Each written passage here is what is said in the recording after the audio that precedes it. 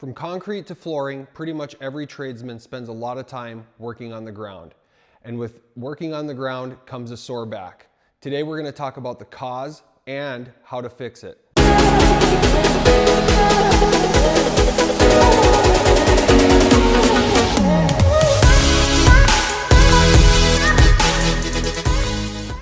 Hey guys, welcome back to the channel. This is episode 3 of my Protect Your Back series, and today we're talking about working on the floor, how it causes a sore back, and how we can fix it.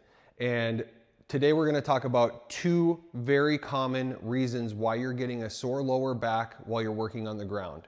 When you're down on the ground, you have 2 things working against your back. 1 is your hip flexors, and 2 is a position of your spine called flexion. Just like sitting in an office chair all day, when you're spending a lot of time on the ground, you're putting your hip flexors in a shortened position. Your 2 major hip flexor muscles are called your psoas and your iliacus. They tie your femur to your spine and run in front of your pelvis. When those get into a shortened position, they will tighten, and when they tighten, they cause what's called anterior pelvic tilt. That is when it tilts your pelvis this direction because the tightening is shortening the muscles. That anterior pelvic tilt causes extra strain on your lower back and is one of the main reasons why you have back pain throughout the day of working on the floor. 2 stretches that you can do throughout the day to help lengthen those hip flexors back out are a hip flexor stretch and another stretch called the world's greatest stretch. The hip flexor stretch is very simple. To stretch out the right side of my hips and the right psoas muscle, what I want to do is I want to get into a kneeling position with my right knee on the floor. From this position, I want to lean forward just a little bit until I start to feel a slight stretch. Instead of leaning into it and really trying to get a stretch that way, once you get into a little bit of a stretch, what you want to do is tilt your pelvis forward and create a stretch like that. That will get your psoas muscle really stretched out. Now the key to stretching is to make sure that you breathe while you stretch. If you hold your breath, you're telling your central nervous system to keep everything tense. As you breathe through it, you're telling your central nervous system that it's okay for those muscles to relax. This is why yoga is so effective. It concentrates on breathing. This stretch is great to do on both sides and do it throughout the day, in the morning, at lunch, and then when you're done with work. The next stretch is called the world's greatest stretch.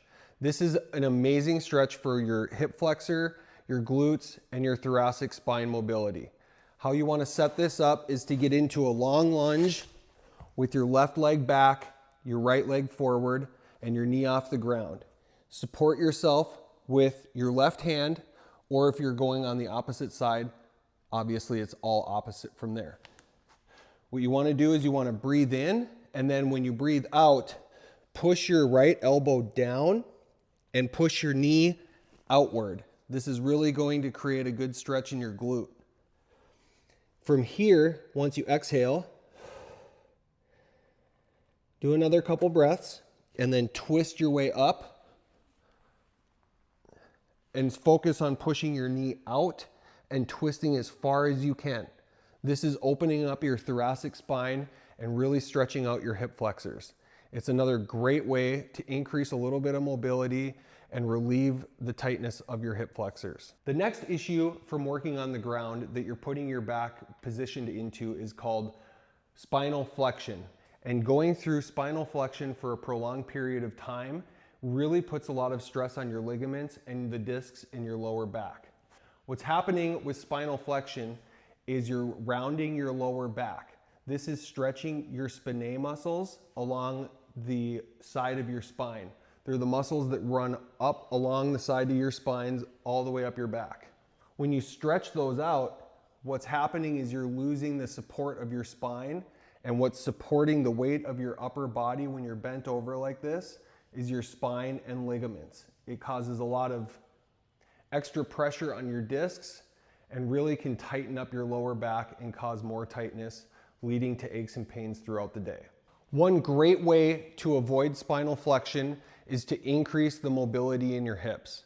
Now, this is not something that you can do overnight, and it takes a lot of work because increasing your mobility means that you're increasing strength in a new movement of your body.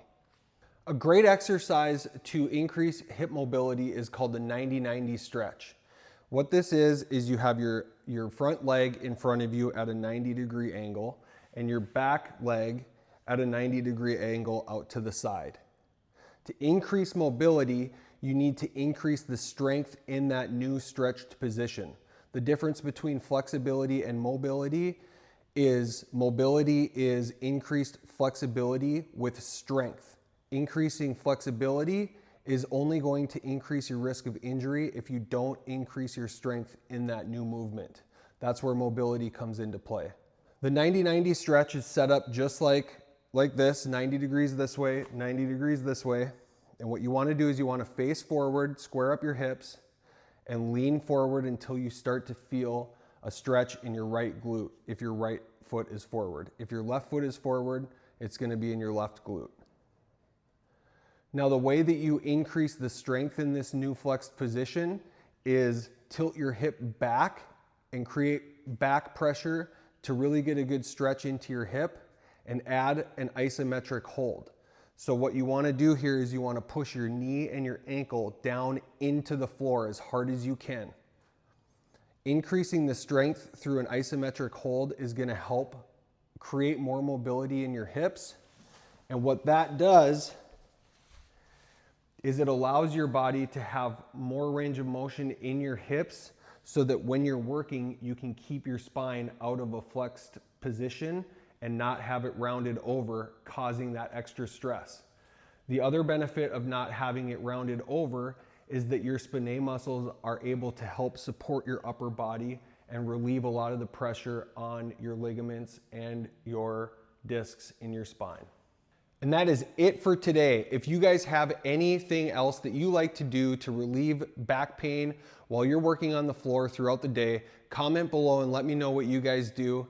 And if you like this video, hit the like button and make sure you hit subscribe and turn on the notifications. I have a lot more videos coming in the Protect Your Back series, as well as other aspects that I'm working on to help stay active and get through your workday and enjoy the time with your family or whatever you guys do after work.